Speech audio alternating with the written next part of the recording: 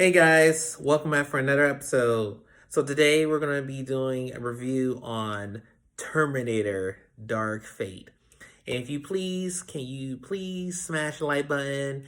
And also, if you haven't subscribed, please subscribe. I noticed that I think it says like 70% of the people who, I guess, watching the video haven't subscribed, but it would definitely help out the channel. Anyway, on with the review. So with Terminator Dark Fate, this movie, it almost felt like this movie was like there were, what the directors and everyone was going for was like a reboot. Like they reintroduced it some older characters that came into this movie. And then on top of that, you had to deal with some new characters that came into the mix.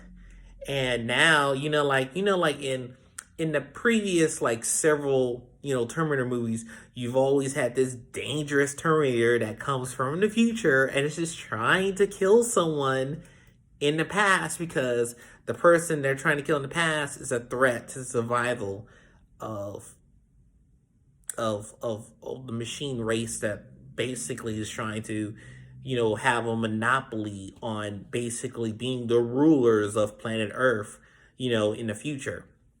Well, in this story, it kind of, in some ways, I wouldn't say there was a huge major twist.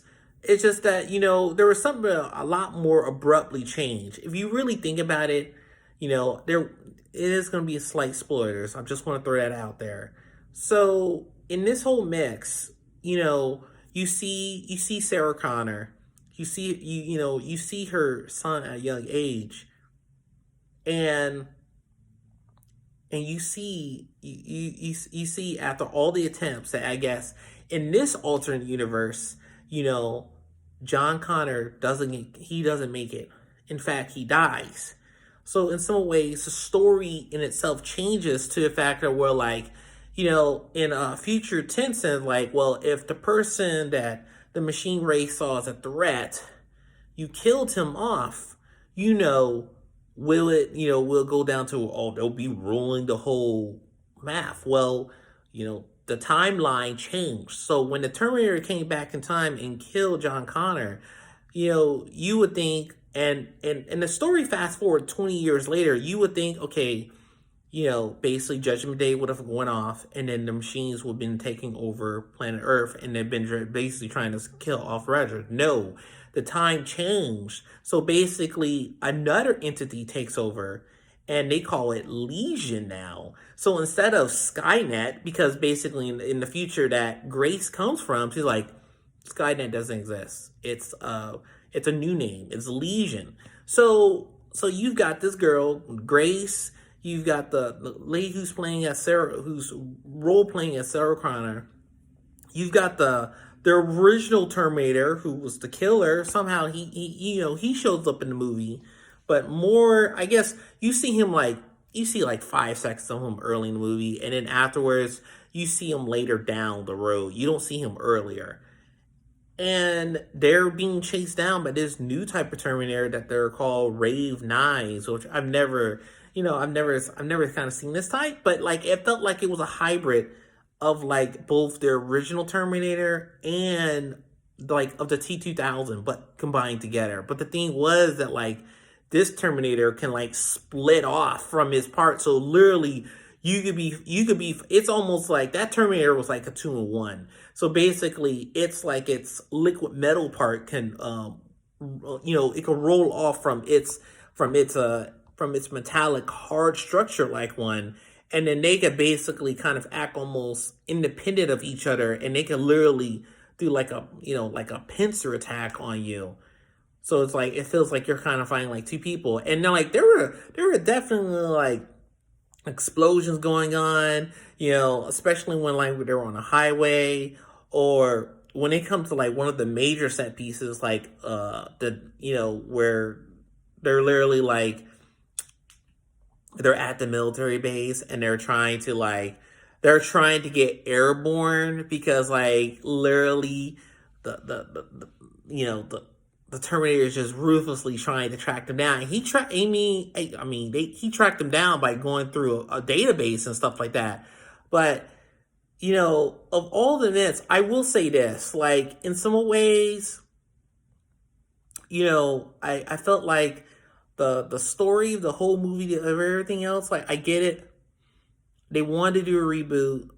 They have this Latino lady that was being as like, she was like kind of more as the protagonist, even though you're thinking like, okay, Grace is kind of taking the centerfold because she's the one that comes back from the future to the past to actually go and, like, I have to go and protect this person. This person is actually, like, really important to her.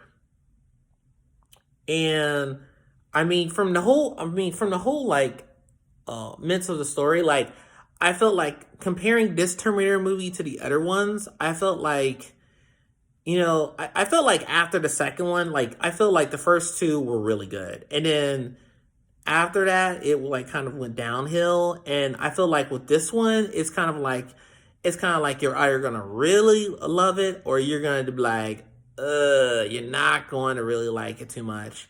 And I mean, like, there were parts I liked it. There were some parts I didn't really care much for. Like, I was felt like, okay, so I was like, this Terminator that's, like, coming after you, he's taking all this sort of damage, and, like, it's almost like the way that he got killed. It was almost a little bit.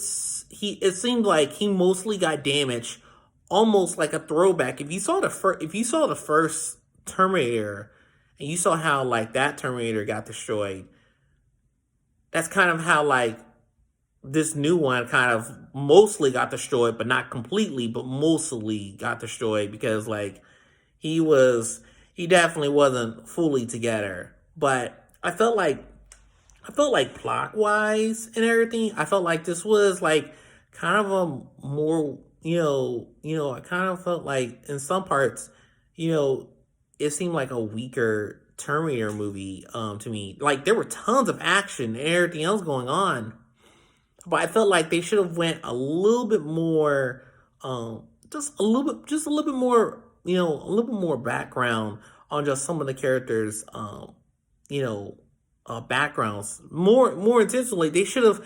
It felt like there wasn't really much information that they talked about on Legion, and then, because I mean, they do show, say, a little bit more futuristic things about how the airfield, how Legion kind of has been taking over and stuff, but they don't really talk too much about it. Like, I felt like there wasn't enough, I guess, character development of a story building, on the background to kind of connect to the audience more and to feel like it's a more stronger story. You know, like I say, I felt like a lot of the action scenes were pretty good, and a lot of the CGI effects and stuff, I thought it was pretty all right. I just felt like the way this movie was hovering at, you know, I would probably just give this movie right now a C plus. The way it is, like, it's like, there's definitely some awesome events that you'll see that, like, oh, you be throwing some popcorn whilst eating, and then there's just other times where, like, it's like, seriously, it's like, it's like, how much more does this guy got to be taken down in order to really kind of stop them?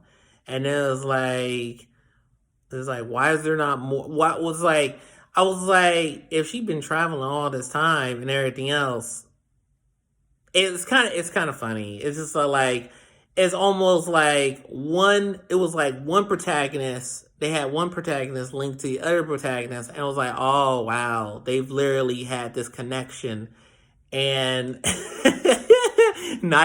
one of them didn't see it coming. But once one of them sees the connection, that, like, I've been doing this all the time, it kind of just pisses them off, and they're like, wow, you just been doing their bidding, like, doing their bidding to go and do all these tasks, and now it's like, I can't believe I've been working for you when when you killed someone that was important to me. And that's in a sense. But yeah, that's kind of where I'm standing at it. Anyway, hope you guys like what you heard from here. And If you have any comments or suggestions, feel free to put it in the comments below. And I will see you on the next one. Pow!